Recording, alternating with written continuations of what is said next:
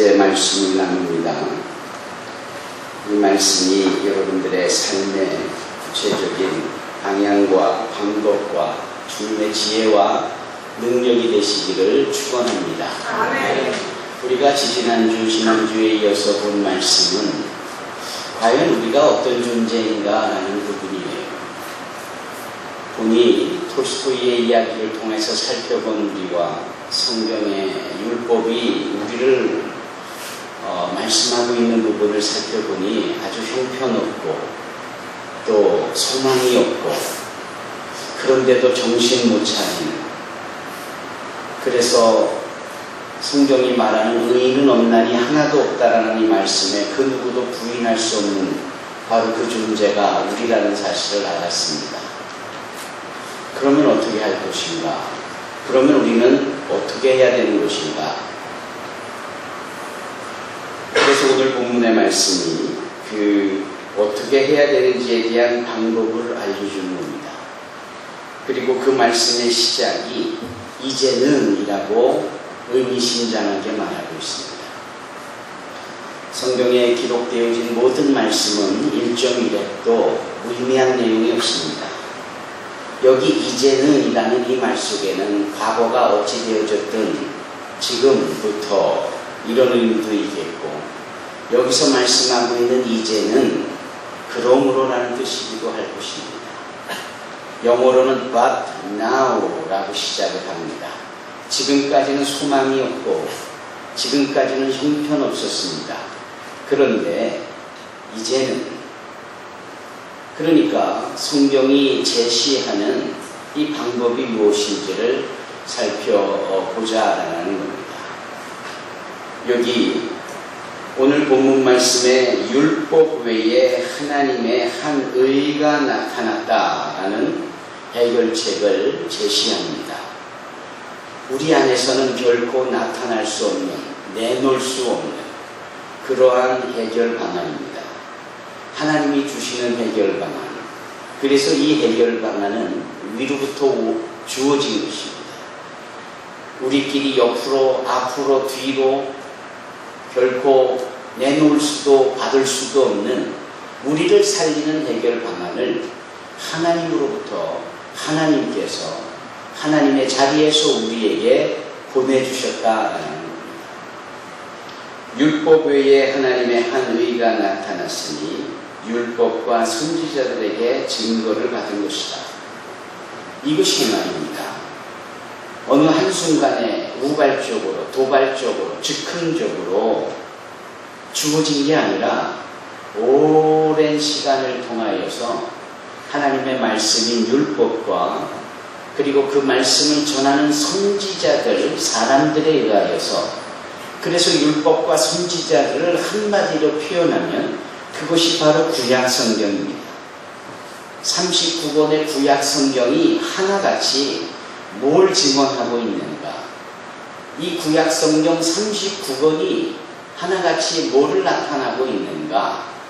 하나님의 의를 나타내고 있다는 겁니다. 하나님의 의. 여기에서 짐짓 발음하기도 어려운 단 하나의 단어 의, 이것에 대한 정의 내지는 이것에 대한 이해가 필요합니다. 여러분, 제가 질문합니다. 의가 무엇입니까? 참 대답하기 막연하고 추상적일 수 있는 것일 거예요. 그러나 성경이 말하고 있는 이 의는 우리가 이해하기에 너무나 쉽고 충분한 내용의 단어입니다. 그것은 무게를 나타냅니다. 예를 들면 소고기 한 근이다라고 했을 때 그 한 근이 몇 그램입니까? 600g. 잘 알고 계시죠? 그런데 한 근을 시켰는데, 한 근을 사겠다고 했는데 550g만 담아주고 한 근이라고 하면 그건 옳은 게 아닙니다. 600g이어야 한 근입니다. 그 600g이어야 되는 옳은 것이 의입니다. 그래서 한자로도 옳을 의자를 쓰지요. 이 옳은 것에서 벗어나면, 모자르면 이게 불의가 되는 거예요. 그게 아닌 겁니다. 여러분, 한복을 지으려고 좋은 비단을 산다고 생각해 보십시다.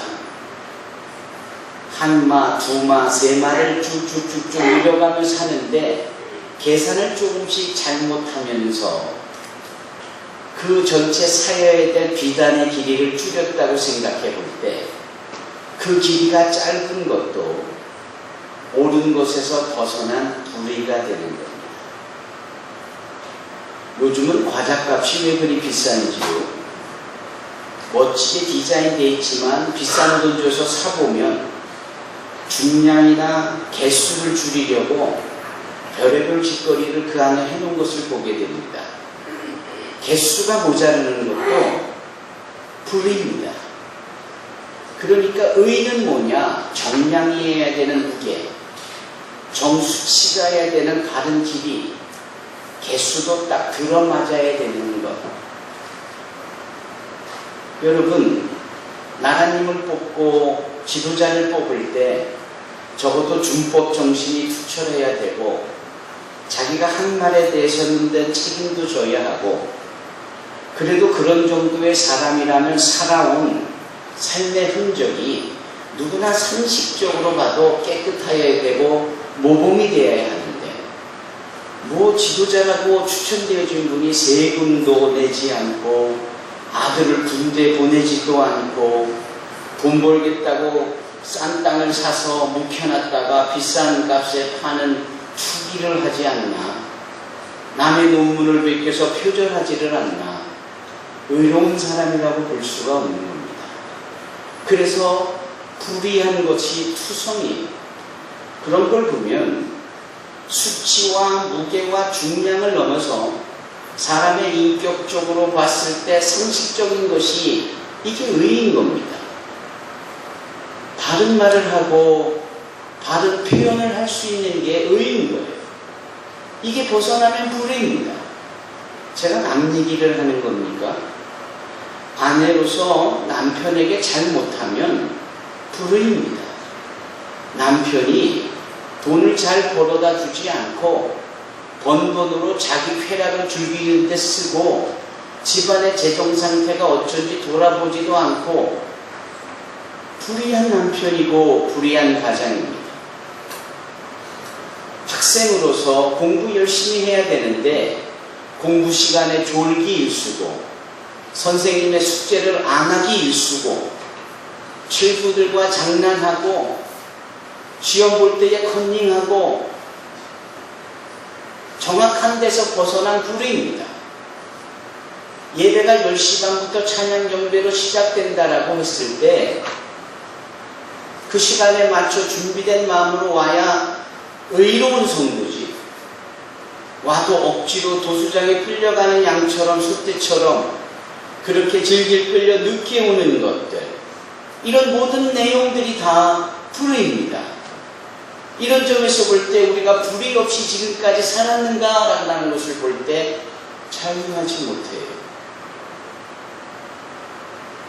그래서 누가 옳고 누가 그른지를 판단할 수가 없는 거예요. 뭘 가지고 판단합니까?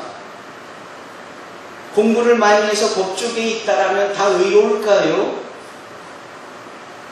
법조계에 있으면서도 판결을 잘못하기 일쑤고 가난한 사람들에게는 불리하게 하고 권세 있는 사람들의 잘못을 눈 감아주는 일들이 비일비재하게 많잖아요. 의사가 뭐가 부족해서 돈 때문에 아내를 죽이고 시의원이 뭐가 부족해서 그러한 짓들을 행하는지 뭔가 불의투성이지 않습니까? 직업을 가지고 옳고 그름을 말할 수 있나요? 배움의 정도를 가지고 더 옳고 더 그르다라고 말할 수 있나요? 어느 것 하나도 옳고 그름의 판단 기준이 될 수 없는 겁니다. 그래서 하나님께서는 모두가 다 불의한 상황 속에 있는 이 세상에 존재하는 사람들에게 한 가지 당신의 의를 기준으로 내어주시는 거예요. 그것은 고학력이라든지 또는 경제적인 부함이나 빈곤함이나 신앙의 연조가 길거나 짧거나 하는 그런 차원이 아닌 단 하나의 절대적이고 누구에게나 거부할 수 없고 거절할 수 없고 어떤 상황 가운데 있어서도 하나님이 나타내 주신 의가 있다면 그는 의인인 거예요. 그러나 어쩌니 저쩌니 해도 하나님이 주신 나타내신 그 의를 갖추지 못했다면 불의한 자인 거예요. 그 하나님이 나타내 주신 의가 무엇입니까?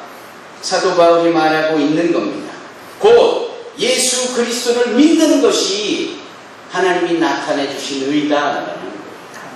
지금까지 어떠한 죄악의 흔적 속에 더럽고 추악하고 주홍빛 풀고보다도 더 붉은 죄를 지으며 살았는지 몰라도 예수를 믿는다면, 예수를 그 구세주로 믿고 따른다면 그는 하나님이 나타내 주신 단 하나의 절대적인 누구에게나 적용되어진 그 의로 인하여서 주인이 아닌 의인의 반열에 설 수 있는 겁니다.